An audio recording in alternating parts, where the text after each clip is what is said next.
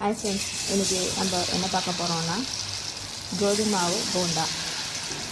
குழந்தைங்க நல்லா விரும்பி சாப்பிடுவாங்க. ஸ்கூல்லேருந்து வந்ததும் ஈவினிங் ஸ்நாக்ஸ் மாதிரி நம்ம இதை செஞ்சு தரலாம்.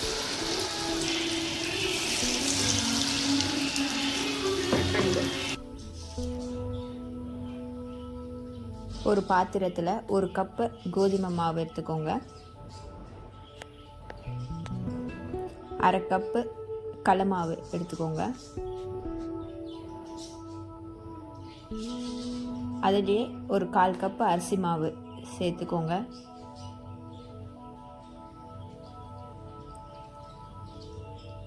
நறுக்கி வச்சிருக்க வெங்காயம், இஞ்சி, கருவேப்பிலை,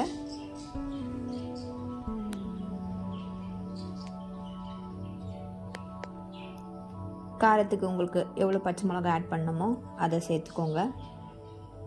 கொஞ்சமாக ஜீரகம், கொத்தமல்லி இலை.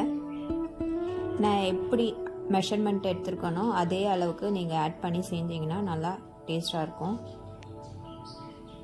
உப்பு சேர்த்துக்கோங்க.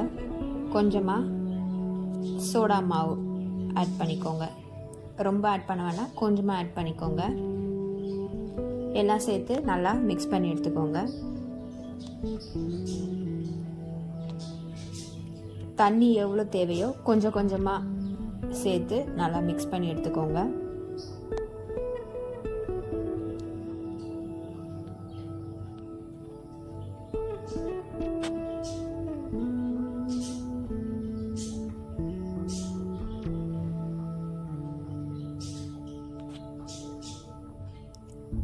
ரொம்ப தண்ணியாகவும் இருக்கக்கூடாது, ரொம்ப கெட்டியமாகவும் இருக்கக்கூடாது.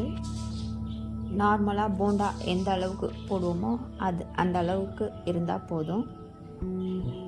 ரொம்ப தண்ணி ஆட் பண்ணிங்கன்னா எண்ணெய் இழுத்துக்கும் போண்டாவில். ஸோ அதனால் பார்த்து கொஞ்சம் கொஞ்சமாக மிக்ஸ் பண்ணிக்கோங்க தண்ணியை.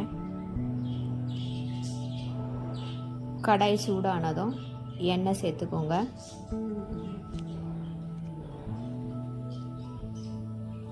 எண்ணெய் நல்லா காஞ்சதும் நம்ம கரைச்சி வச்சுருக்க மாவை போண்டா மாதிரி போட்டு எடுத்துக்கோங்க.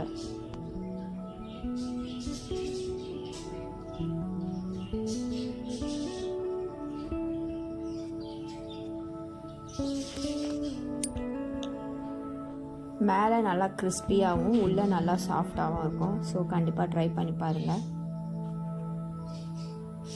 இந்த வீடியோ பிடிச்சிருந்ததுன்னா லைக் பண்ணுங்கள், ஷேர் பண்ணுங்கள், மறக்காமல் சப்ஸ்கிரைப் பண்ணுங்கள். தேங்க்ஸ் ஃபார் வாட்சிங்.